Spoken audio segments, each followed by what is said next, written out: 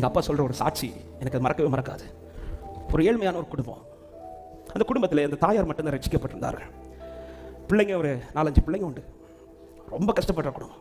அவங்களுக்கு ஒரு நாள் ஆகாரம் சாப்பிடுவதே ரொம்ப கடினம்.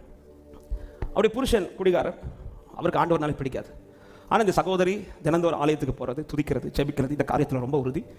அவங்க ஒரு பொருத்தனை, ஒரு தீர்மானம் எடுத்திருந்தார்கள். என்ன தீர்மானம் என்றால், ஆண்டவரே ஒவ்வொரு மாதத்திலும் எனக்கு காணிக்கை போடுறதுக்கான பைசெல்லாம் கிடையாது ஆண்டவரே, ஆனால் நாங்கள் சாப்பிட்ற சாப்பாட்டில் ஒவ்வொரு நாளும் நாங்கள் சாப்பிட்ற அரிசியில் ஒரு பகுதியை நான் உங்களுக்குன்னு சேமித்து வச்சு மாத இறுதியில் நான் அந்த சர்ச்சில் கொடுப்பேன். இது அவருடைய பொருத்தனை.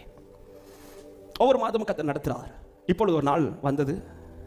அந்த நாள் என்னென்னா, அவங்க வீட்டில் சாப்பாட்டுக்கு ரொம்ப கஷ்டப்பட்டான். ரொம்ப கஷ்டம். 5 பிள்ளைங்க இருக்கிறாங்க. புருஷன்கிட்ட போய் கேட்க முடியாது, கேட்டால் திட்டுவார்.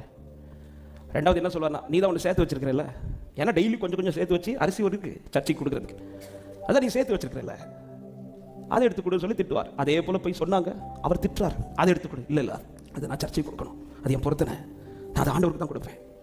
இவர் திட்டுறார். பிள்ளை சாக போகிறாங்க, பட்டினில் இருக்க போகிறாங்க, உனக்கு பிள்ளையோட சர்ச்சை தான் முக்கியமானு திட்டுறார்.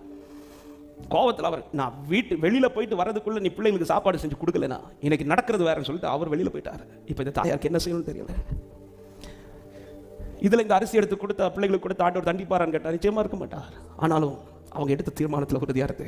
இல்லை, ஆண்டவர் கொடுத்த ஆண்டவருக்கு, நான் பட்டியல் இருந்தாலும் பரவாயில்ல, என் பிள்ளைங்க இதனால பட்டியல் செத்தாலும் பரவாயில்ல, ஆண்டவருக்கு இது ஆண்டவருக்குன்னு சொல்லிடு. இப்போ பிள்ளைங்களாம் வந்து கேட்குறாங்க, அம்மா பசிக்குதுமா பசிக்குதுமா. இந்த வார்த்தை இன்னும் தாயாரோட இருதயத்தை உடைக்குது.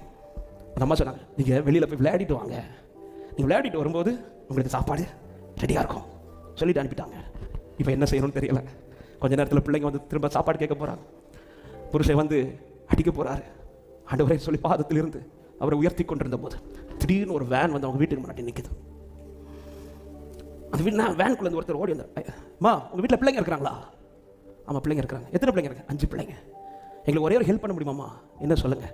இல்லை, நாங்கள் ஒரு காரியத்துக்காக ஒரு டீமாக இந்த இடத்துக்கு வந்திருந்தோம். நாங்கள் சாப்பாடு செஞ்சு கொண்டு வந்திருந்தோம். ஆனால் நாங்கள் நிறைய செஞ்சு கொண்டு வந்துட்டு எங்கள் எல்லாருக்கும் சாப்பிட்டு போக இன்னும் நிறைய மீதி இருக்குது, அது உங்கள் வீட்டில் தரட்டுமான்னு கேட்டாங்க.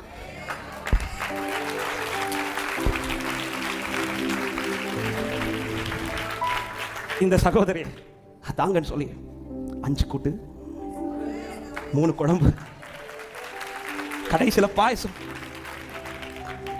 அவங்க கொடுத்துட்டு போயிட்டாங்க. திருப்தியா திருப்தியா திருப்தியா. கத்தர் கடுத்த காரியத்தில் நீ ஒழுங்கா இருந்தா உன்னை எந்த காரியத்தில் கையேந்த கத்தர் விட மாட்டான்.